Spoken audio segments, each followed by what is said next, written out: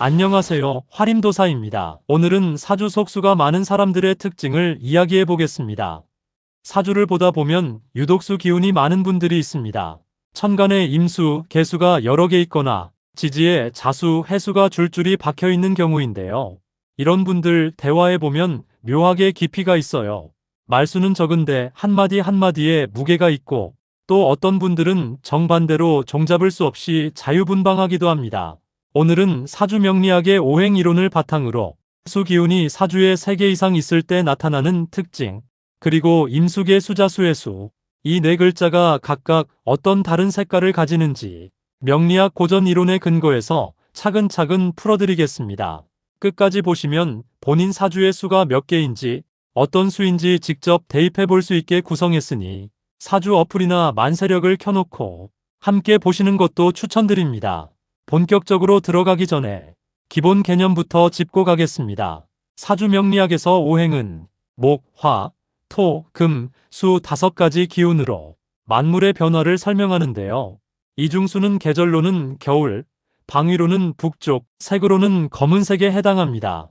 그래서 물이 부족한 분들은 파란색보다도 검은색을 더 가까이 두시기 바랍니다. 내 옷에 검정색이 많다면 개운을 잘하고 계신 거예요.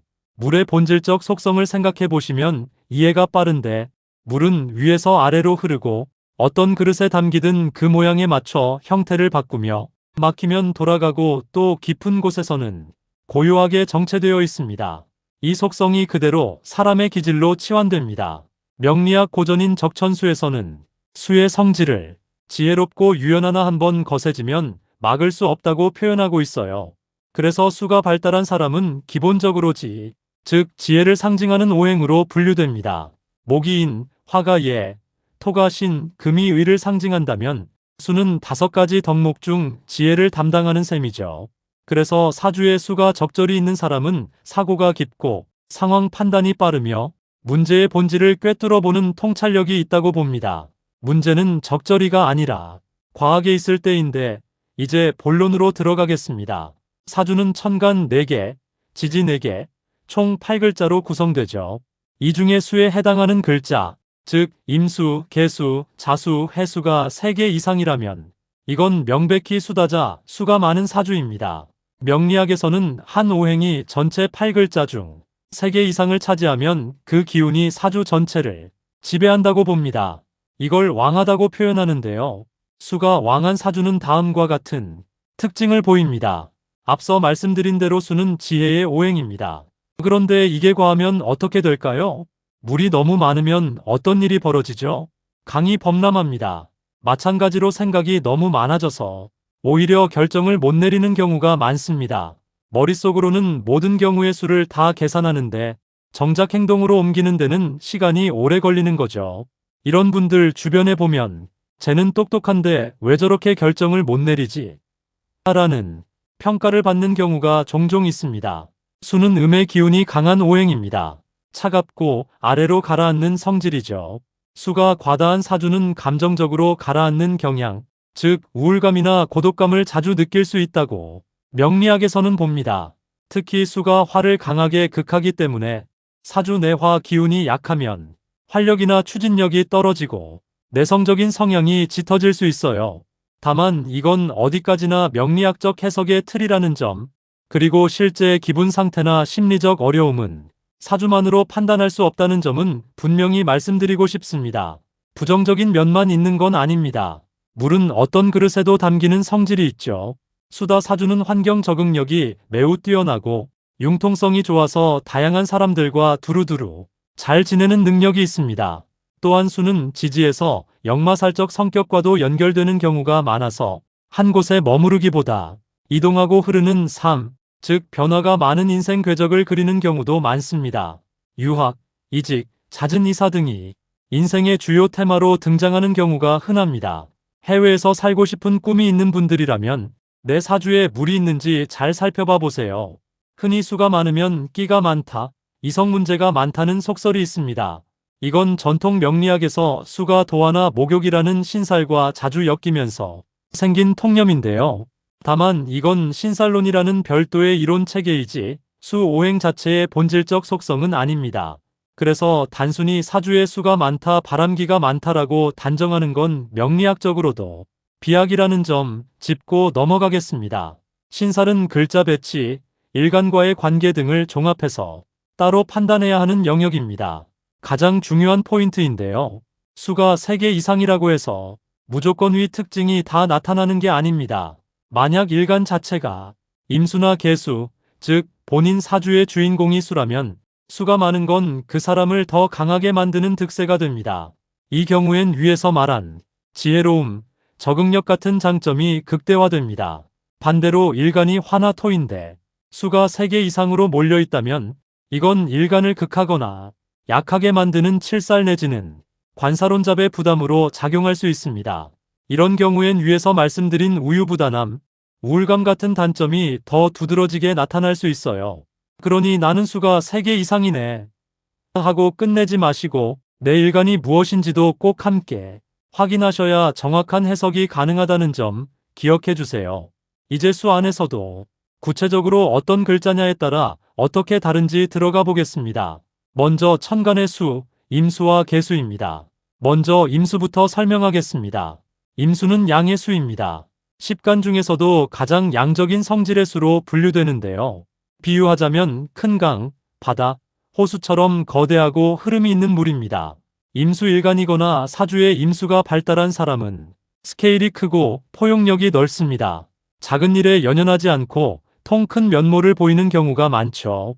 또한 임수는 끊임없이 움직이고 흐르는 속성 때문에 추진력과 활동성이 의외로 강합니다. 겉으로는 차분해 보여도 속으로는 큰 야망이나 목표를 품고 있는 경우가 많고요. 다만 단점으로는 물살이 거센 강물처럼 한번 마음먹은 일은 밀어붙이는 고집, 그리고 감정의 굴곡이 크게 출렁일 수 있다는 점이 꼽힙니다. 통제가 안 되면 범람하는 강물처럼 일을 크게 벌이고 수습이 안 되는 경우도 생길 수 있어요. 반면 계수는 음의 수입니다. 비유하면 가랑비, 이슬, 샘물처럼 작고 섬세하게 스며드는 물이에요.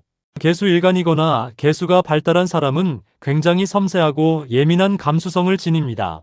임수가 큰 그림을 본다면 계수는 디테일을 보는 능력이 탁월하죠. 눈치가 빠르고 타인의 감정을 잘 읽으며 은근하게 사람 마음에 스며드는 매력이 있습니다. 직설적으로 들이대기보다 조용히 부드럽게 자신의 영향력을 넓혀가는 스타일입니다.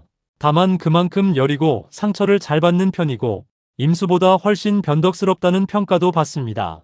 날씨로 치면 임수가 장마철 강물이라면 계수는 변덕스러운 봄비 같은 느낌이라고 이해하시면 쉽습니다. 정리하면 임수는 크고 대범한 물, 계수는 작고 섬세한 물, 둘 다 지혜의 오행이지만 그 지혜를 발휘하는 방식이 정반대라고 보시면 됩니다. 이번엔 지지에 있는 수, 자수와 해수입니다. 천간의 수가 드러난 기운이라면 지지의 수는 땅속에 숨겨진 보다 현실적이고 잠재적인 기운으로 봅니다. 자수는 12지지 중에서도 수 기운이 가장 응축되고 순수한 글자입니다. 계절로는 한겨울의 정점, 시간으로는 자정, 즉 밤 11시에서 새벽 1시 사이를 의미합니다. 자수가 발달한 사람은 머리가 매우 명석하고 한밤중처럼 고요하고 차분한 분위기를 풍깁니다. 또 자수는 도화살과 자주 연결되는 글자라서 본인이 의도하지 않아도 묘하게 이성에게 매력적으로 비치는 경우가 많다고 전통 명리학에서는 해석합니다. 다만 자수는 응축된 만큼 속을 잘 안 드러내는 신비주의적 성향, 그리고 차가운 인상을 줄 수 있다는 점도 함께 기억해 두시면 좋습니다. 해수는 임수와 비슷하게 큰 물, 바다의 이미지를 가진 지지입니다. 계절로는 초겨울, 가을에서 겨울로 넘어가는 환절기의 기운을 담고 있어요. 해수가 발달한 사람은 자수보다 좀 더 활동적이고 외향적인 수의 모습을 보입니다. 역마의 기운도 함께 가지고 있어서 여행, 유학, 무역처럼 국경이나 지역을 넘나드는 일과 인연이 깊다고 보고요.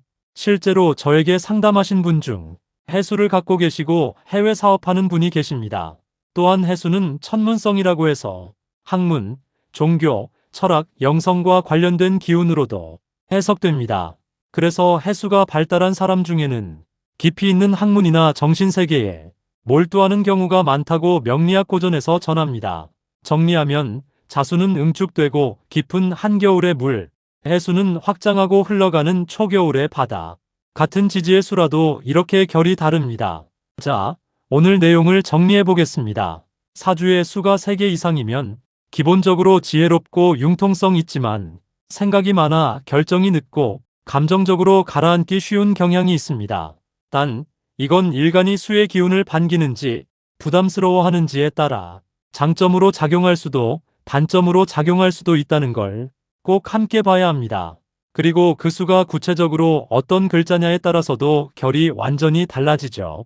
임수라면 크고 대범한 통 큰 물, 개수라면 섬세하고 예민한 스며드는 물, 자수라면 응축되고 신비로운 한겨울의 물, 해수라면 확장하고 탐구하는 초겨울의 바다.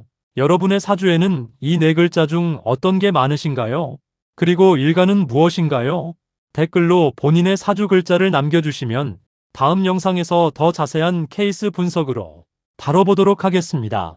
오늘 영상은 명리학 고전 이론을 바탕으로 한 일반적인 해석이라는 점, 그리고 사주는 어디까지나 자신을 이해하는 하나의 도구일 뿐 인생을 결정짓는 절대적인 잣대가 아니라는 점을 다시 한번 말씀드립니다.